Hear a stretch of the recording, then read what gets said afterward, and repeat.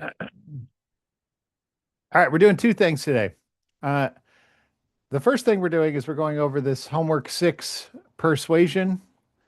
Um, and the second thing we're doing is going over the midterm. So, um, your midterm is now the answers to it, what you got right, what you got wrong, is now available.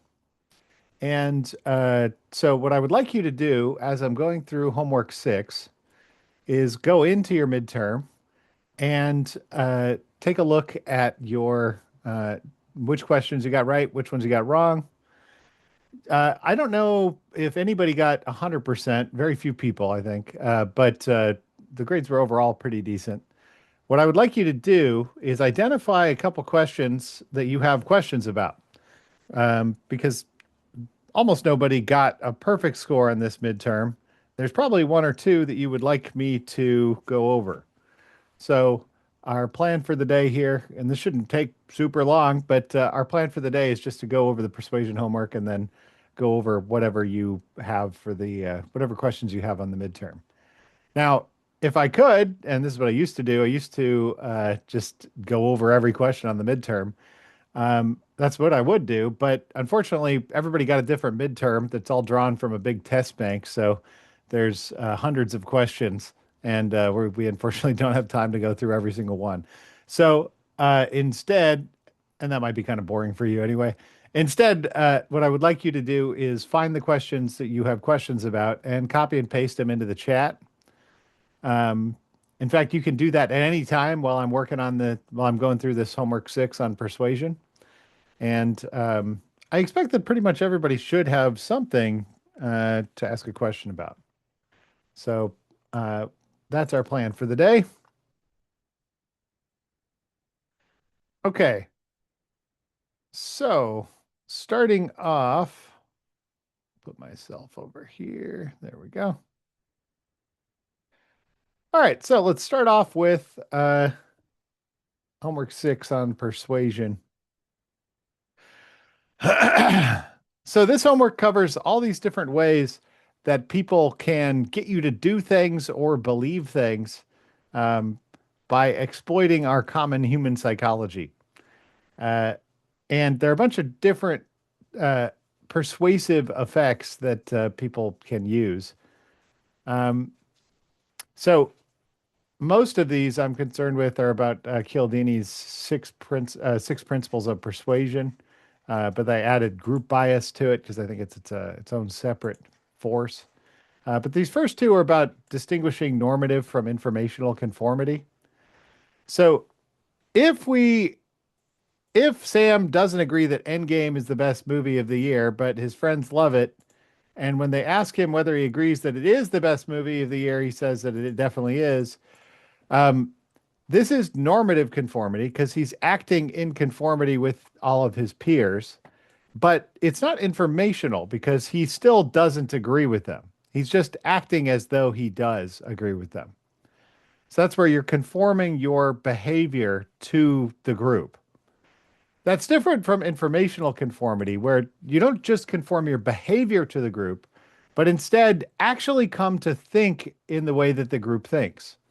So if you move to Australia where they love Vegemite on everything, I don't know if any of you ever had Vegemite, um, but if you move to Australia where everybody's eating Vegemite all the time, and then you slowly come to enjoy Vegemite uh, because you're surrounded by so many people that are eating it, that is informational conformity. You are conforming both in your actions and also in the way you conceive of the world. Uh, so these conformity effects were demonstrated most obviously by the by those Asch conformity experiments, where you had these people, a bunch of Confederates in a room together, and one experimental subject. So the Confederates are working for the experimenter, and the experimental subject is the only actual subject in there. And then you had uh, an instructor write two lines on the board, A and B, and the instructor had to the instructor asked everybody, okay, which line is longer? And when they got a bunch of people that were Confederates to all say that a shorter line was actually longer, it in many cases caused the experimental subject to agree with the group. Um, Sometimes that experimental subject actually reported believing that the line that was shorter was actually longer. Sometimes they just acted that way. But that's a kind of remarkable effect of conformity. Even when something is very plain and obvious right before you, before your own eyes, you can be persuaded to act as though it's not that way, just because everybody else is. All right. So there are a bunch of different aspects of persuasion, though. Conformity, or what Cialdini calls social proof, is just one of them. Uh, Moving on to question three here. If Carol's supervisor told her that she was late this morning and harped on the issue all day, and then she became convinced that she actually was late in that morning, that's the effect of authority. So you've got somebody above you in the social hierarchy at wherever you're at, in this case, the workplace, um, who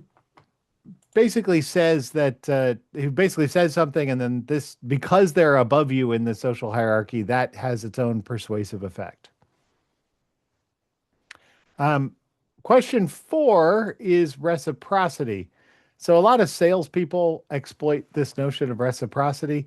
If you give somebody something, they feel inclined to give you something back. And the way this can be beneficial is for people working in sales, and not so beneficial for people that are buying things, is that the amount of stuff, or the value of the stuff that is given, does not necessarily have to be equal for this to have persuasive effect. So if you get free coffee, um, that of course is like super cheap. It costs like, if you're making your own coffee, it costs almost nothing to make your own coffee. But and then a car, of course, is very expensive. That doesn't really matter. You are still more persuaded to buy a car after you've been given something, because you feel like, okay, now I'm engaged in some kind of transaction where we're both benefiting, and I need to do my part, right? That's what reciprocity is all about. So if the car salesman asks him a lot of questions and then compliments him on his shirt, that is liking. So we're more persuaded by people who like us and people who we like. The people who we like thing is not very surprising, maybe. We want to do things for people who we approve of, but it goes the other direction too. If somebody likes us, uh, it takes it takes a harder mental leap to treat them badly. Um, it's like, one of the reasons why cats and dogs uh, get doted on a lot of the time is they like humans in a lot of cases, and it's really hard to be mean to something that likes you, right? Um, so liking can have this effect in both directions. We like people who like us, and we also uh, we are also more persuaded by people who like us and people who we like.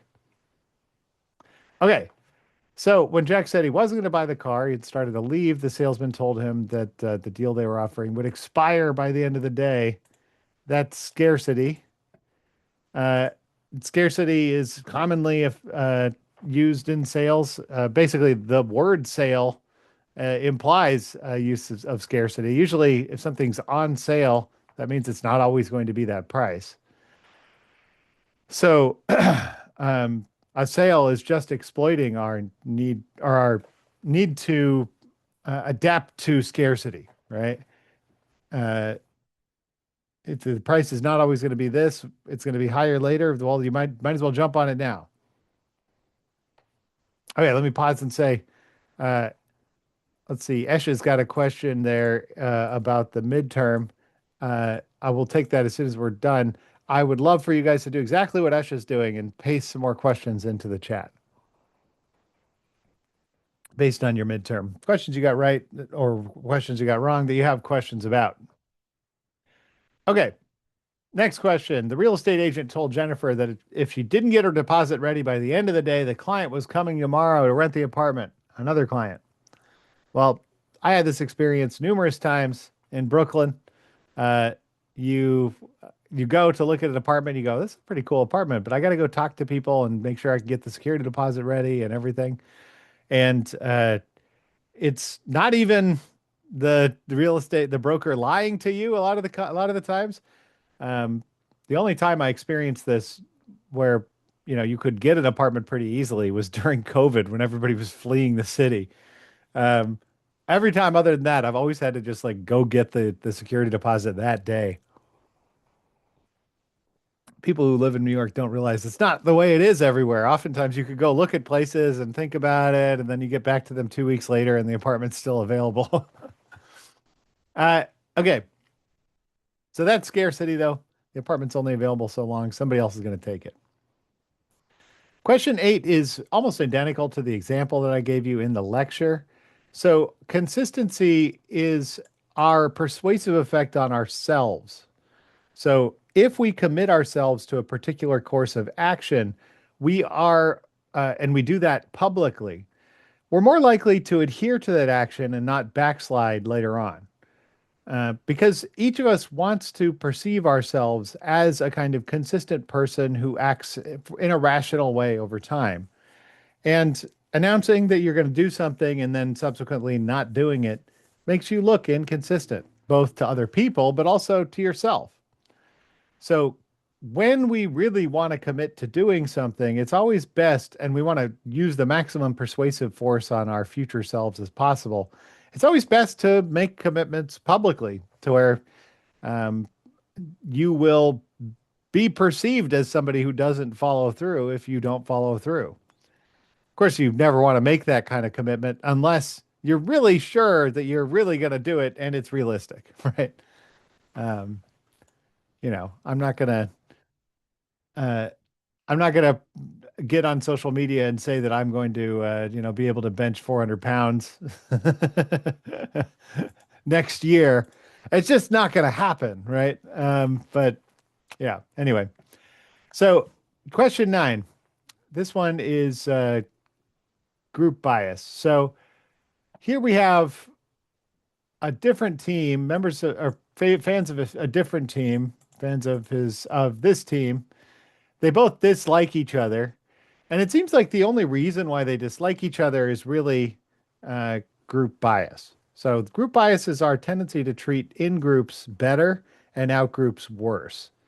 And this can affect people even where the basis of the group is totally arbitrary. So sports teams are kind of this way. Um, most people that are fans of sports teams don't have any personal involvement in the sports team. And yet, you feel really happy when they win, and then you feel sad when they lose. That's because you identify with them. You feel like they're part of your in group, and the teams they play against are part of the out group.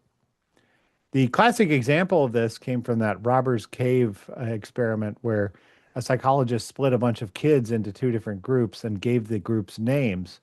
And really quickly over the course of the experiment, the kids started treating the other groups very badly. So even though the groups had been established that day, it's very easy to act in a. It's very easy to treat an out group worse, even if the out group has been established very recently and is based on nothing. Okay, so question 10. This is social proof, also known as conformity. If Carla sees all of her other friends ordering Shiraz and she's never tried it, but she orders a glass too, that's just following along with what her peers are doing. That's what social proof is. Question 11 is drawn pretty much exactly from the lecture. Orange reflective vests are a way of demonstrating that you are an authority in the situation, that you know what's going on in this construction site or this area of the street, and that people should pay attention to you. The same thing goes on with regard to people in professional situations wearing special outfits, right? Like a judge, if you go before a judge, the judge is wearing robes. Those robes demonstrate that the judge has authority in a particular situation. Same thing with having like that little gavel, right? Um, the same is true for doctors. Doctors wear lab coats. They wear these, a doctor's getup, partially in order to connote that they are the person who has this role in this situation. So, authority can be conveyed by the way we dress, the way we carry ourselves, the kind of signifiers that tell people, I know what's going on here.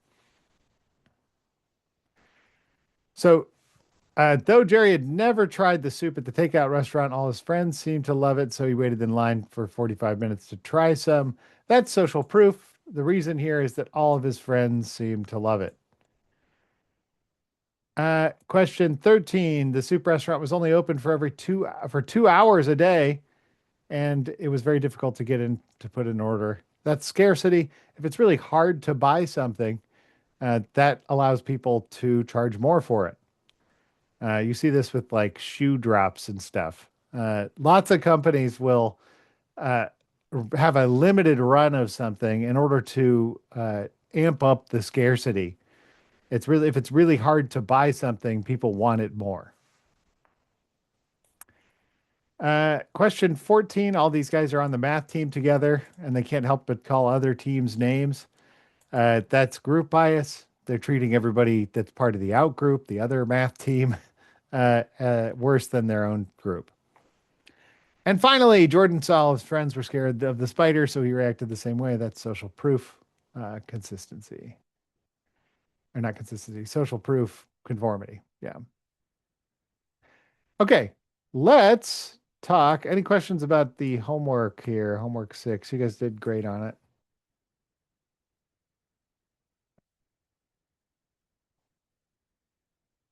Okay. All right, we got 2 questions so far.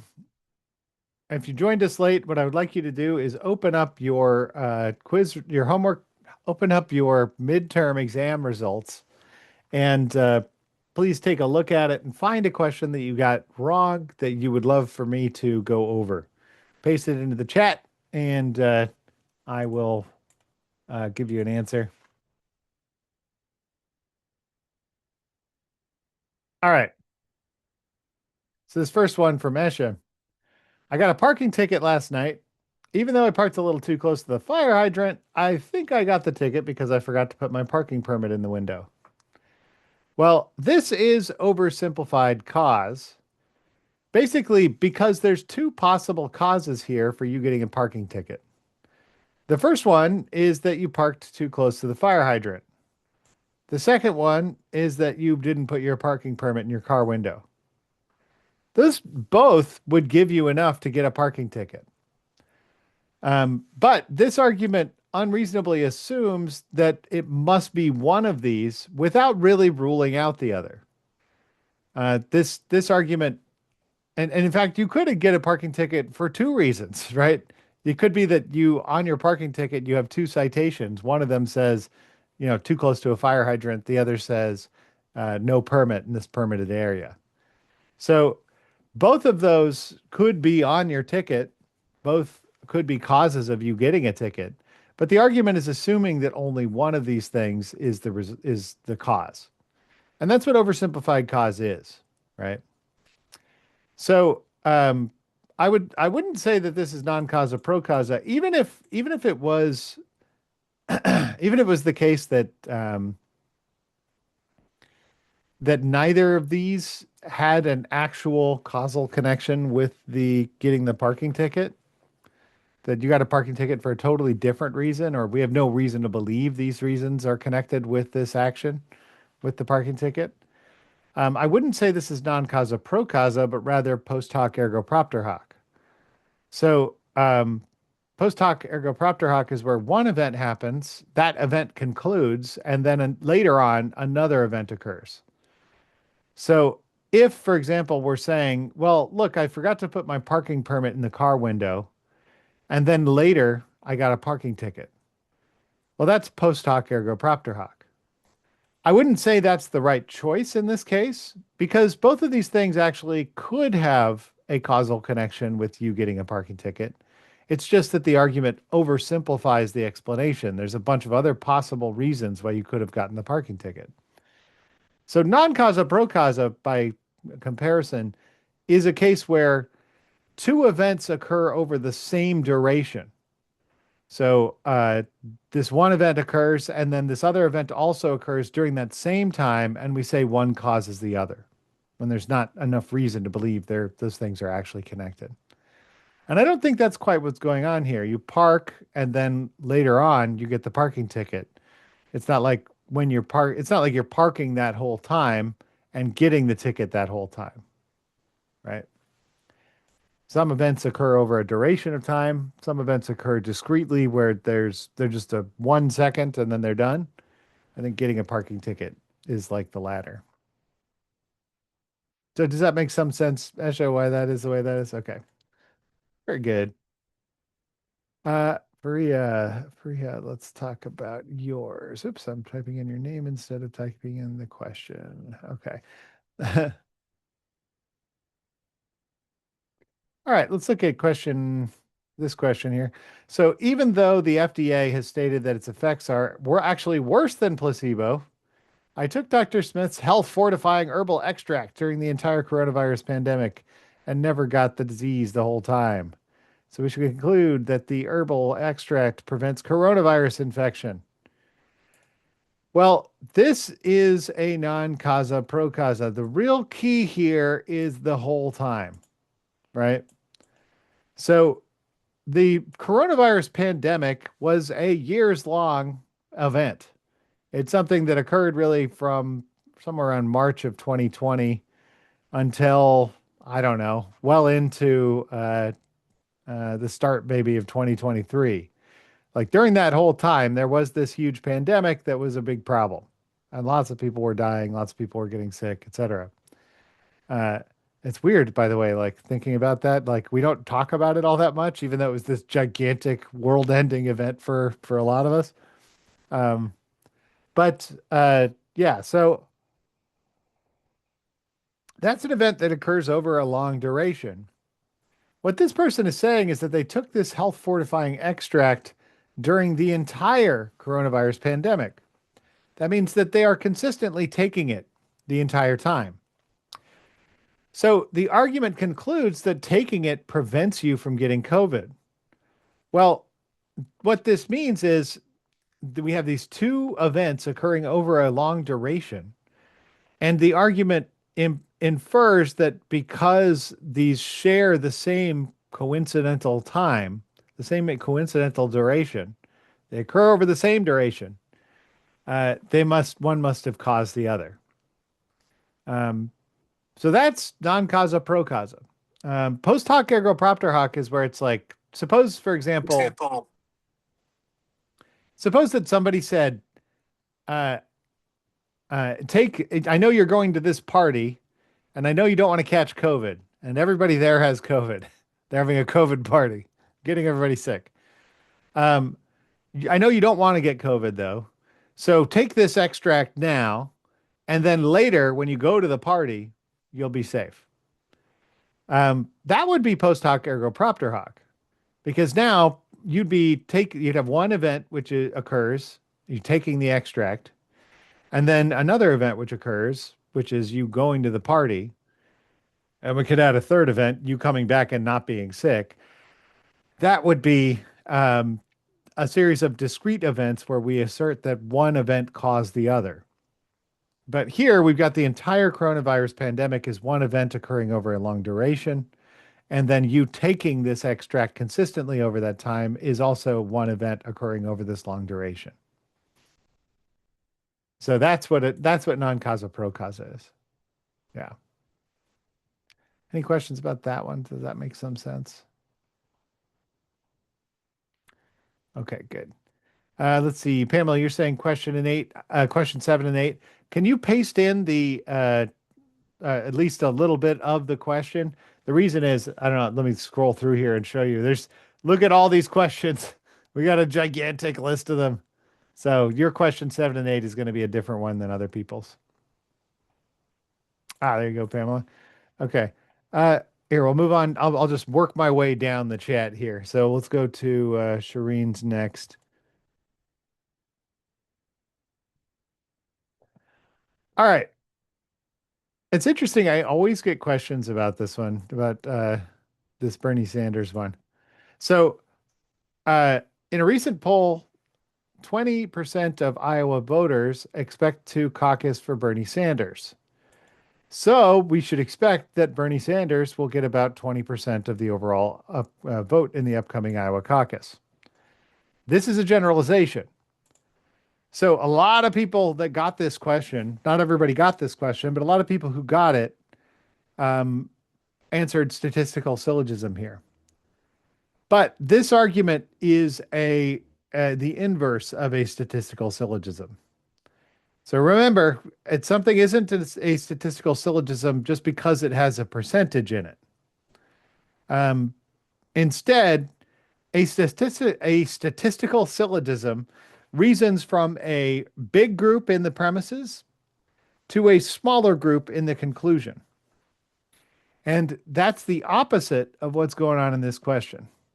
So this question starts off with a percentage in the premises about a smaller group.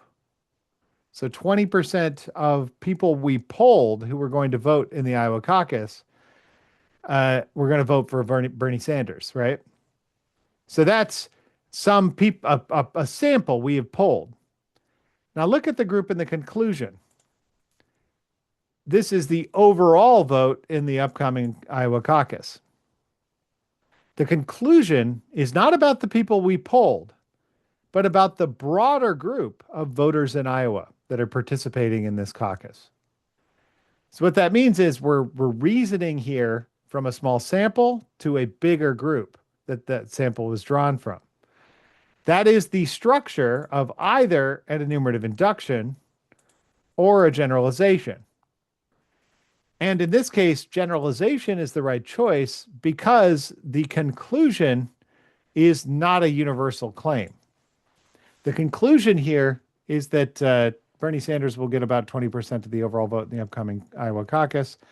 That's 20%. It's not saying that everybody in the Iowa caucus is going to vote for Bernie Sanders, if only.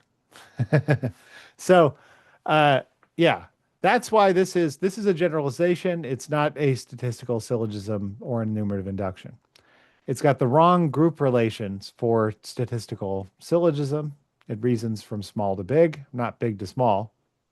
And the conclusion is a non-universal claim instead of a universal claim. A universal claim would be something you need for the enumerative induction. Hopefully that would make sense. I get a lot of questions about this one, and I'm always trying to figure out exactly what went wrong with this question. Yeah, I got the same question from my other class too. So, okay. So let's go to Jesserin. Okay, so James is probably an awful realtor. This one is a challenging one because we didn't spend a whole lot of time on this other than me noting you're going to get a question like this. Um, we didn't have any questions that looked exactly like this where these were the answer choices. So this argument is an abusive ad hominem. The reason for the conclusion here is that James shoplifts at Target.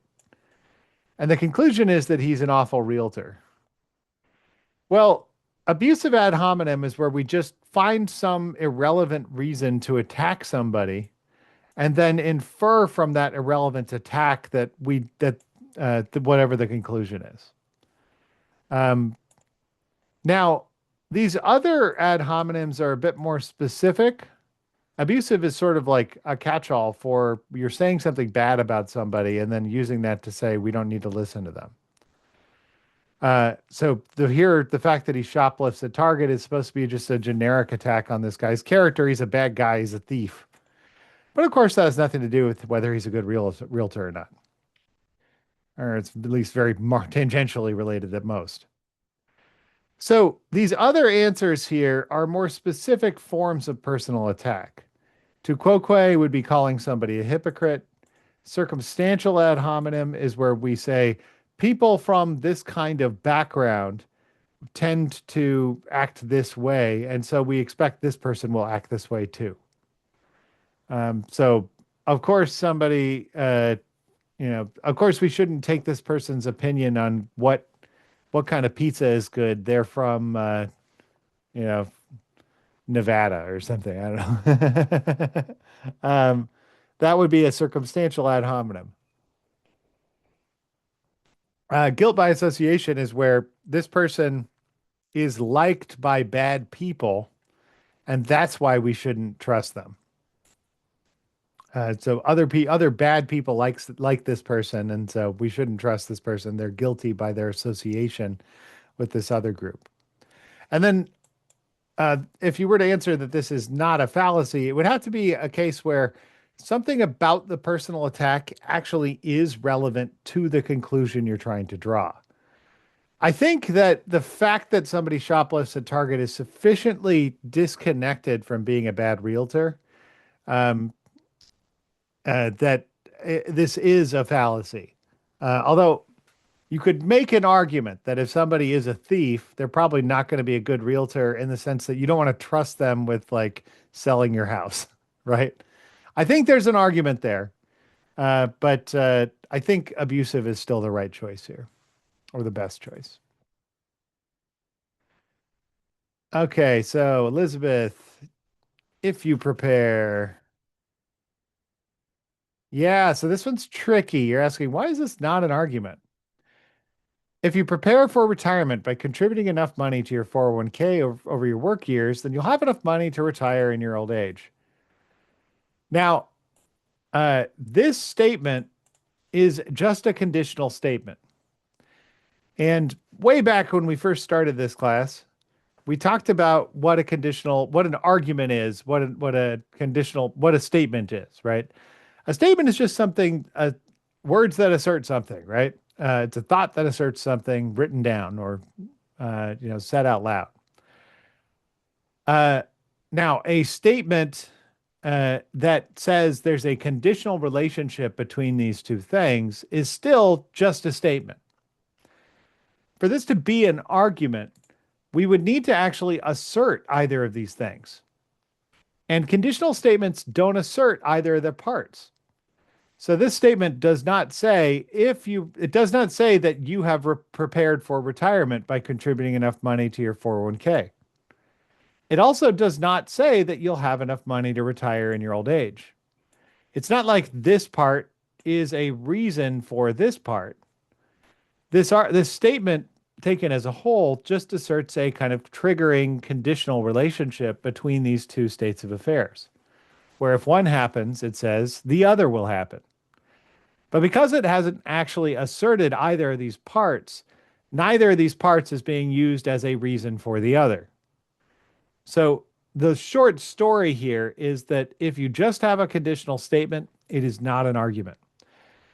You can have conditional statements in arguments, but you have to actually assert the parts of those conditional statements, and treat one as a reason for another in order to make that into an argument. So this would be an argument if it went on to say you did prepare for retirement by contributing enough money to your 401k. So, conclusion indicator, you'll have enough money to retire in your old age. Right? Yeah. That's what you would need. So, in short, conditional statements not sufficient to make something an argument. If you just see an if then and nothing else, it's not an argument. That makes sense? Okay. Very good. Okay, Pamela's got a few here. Oh yeah, the first one we went over already, Pamela. Excellent. Okay, so you're glad multiple people had that one. Okay, let's look at this one that Pamela came up with. Drinking bleach is very dangerous. Yes, please don't do that. This is sound. So the conclusion here is that drinking bleach is hazardous to your health. Now, let's do validity first. So here we'll do the intuitive method. Drinking bleach is very dangerous. Suppose that's true. All that, yeah, suppose that's true. And suppose that doing dangerous things is hazardous to your health. Suppose that's true as well. Well, then, sort of by the transitive property here, uh, drinking bleach would have to be dangerous to your health. If it's very dangerous, then and doing dangerous things is hazardous to your health, while doing this thing is hazardous to your health. It's like A equals B equals C means that A equals C, right? Now, a lot of you guys, everybody recognized that this argument was at least valid. So I think the reasoning we just went through, all of you guys got, those of you that got this question. However, the last step here is to look at each of these statements in the premises and identify whether those statements are actually true. Do those line up with the world? Well, is drinking bleach very dangerous? Yeah, especially at higher concentrations. Even at low concentrations, drinking bleach is quite dangerous, right? You should not drink any amount of bleach. It's very dangerous. The bleach tears apart, it destroys any cells it comes into contact with. That's why drinking it is so bad. You could kill yourself with bleach. And not in a fun way, by the way. Uh, so doing dangerous things is hazardous to your health. Is that true? Yeah. Uh, Pretty much anything you're doing that's dangerous could be a hazard to your health, right?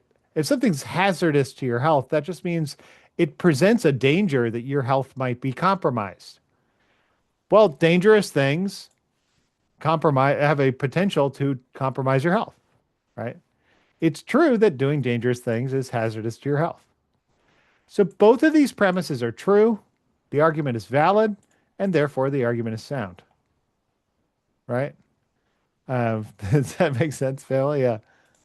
Um, yeah, so each of these premises is true. That's the important thing. Good. All right, you got another one here, which is great. Every year, New York puts on the largest pride parade in the nation. So last year, New York must have put on the largest pride parade in the nation. So, I would say this argument is strong. If it's true that every year New York does this, then it really must be true that they did it last year, right? Suppose you wanted to doubt this claim, this conclusion. If you wanted to doubt this conclusion and you thought, well, maybe they did not put on the largest pride parade last year. Maybe they were eclipsed by a different city. They put on a bigger parade. Well, if that were the case, then it would not be true that every year New York puts on the largest pride parade because last year they didn't, right? Oh, you think you misclicked that one? Oh, yeah. Yeah, yeah. So that one is just, that makes sense? Okay, good. Yeah, so if you believe this premise, it's just enough reason to believe the conclusion. In fact, I would argue that this argument is not only strong, but deductively valid, right? Yeah, that makes sense. Okay, good. Okay, other questions, guys. We still have some time. Let's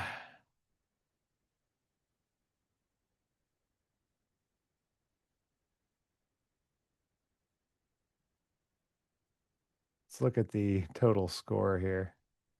Yeah, so the class average was 93%, which is excellent. Did a great job. There's a bit of a standard deviation. Looks like the lowest score was in the 80s, so you guys did quite well. Uh, yeah. So the final exam is going to be just like this.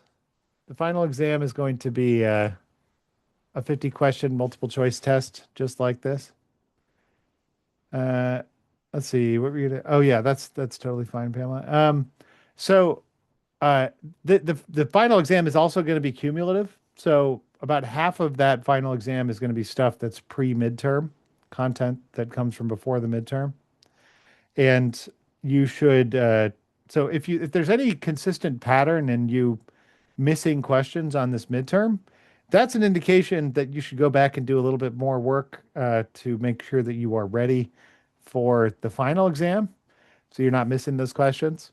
Um, I've found that in the past teaching this, questions on validity and soundness and the fallacies and inductive reasoning, those topics tend to be questions that people struggle with more and need to review before the final.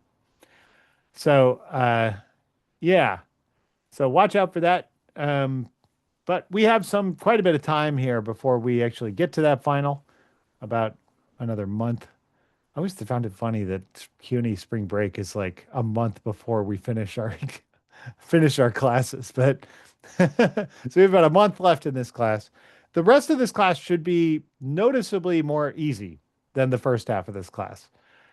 You'll find that we often will not take the entire time. We'll go over the homework. I'll answer any questions. We'll still do everything that we've been doing, but you won't get days where you have like two homework assignments and it might feel a little overwhelming. That's not going to happen. I've front loaded this class in an intense way, so the second half of this class should be a little easier. That said, there's still a bunch of material that you're going to be responsible for the final.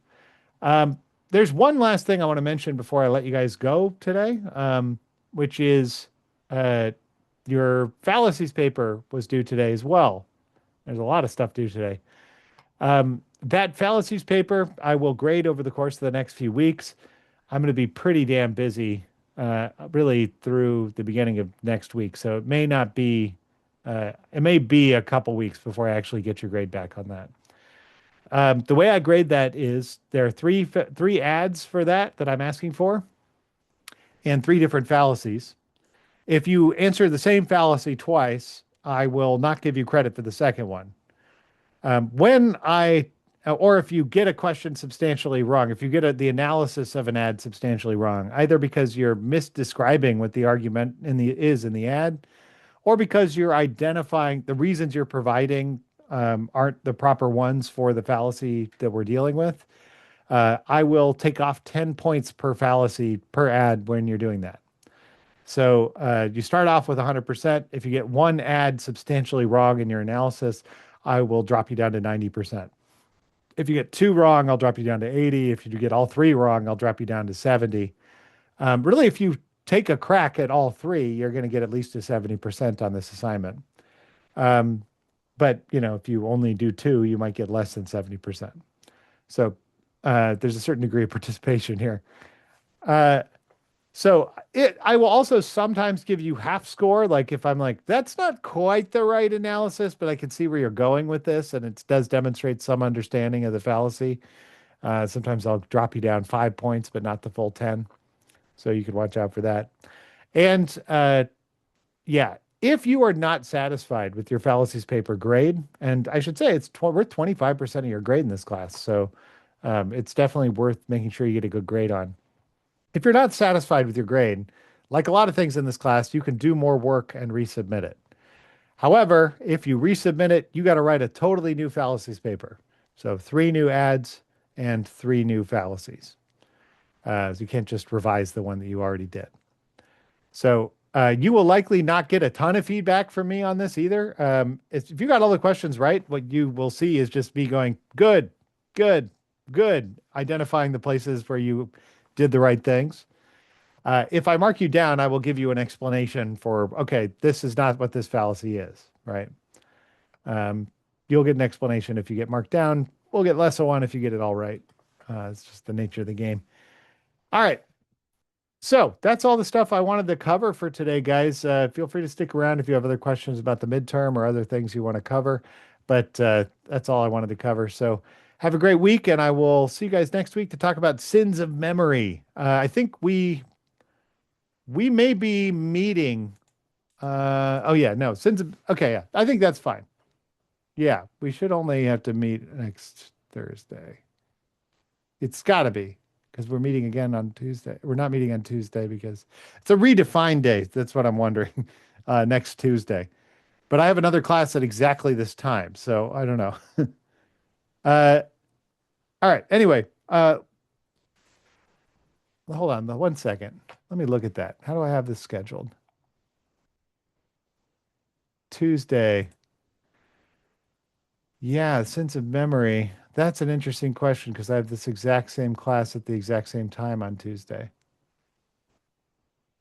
Next Tuesday is a Thursday schedule. Yeah, interesting. Okay. Check for, I think you'll have to check the announcements. I'll have to post an announcement about this because I don't think that we have kind of a weird class schedule, right? Where we only meet once a week and most classes meet twice a week. The problem here is, yeah, interesting. The problem here is that both of you guys are supposed to, both my class for Tuesday and my class for Thursday are scheduled to meet at the exact same time next Thursday, and I can only be in one meeting at the time at the same time. It's the same class, but you guys are 1 day behind the other class.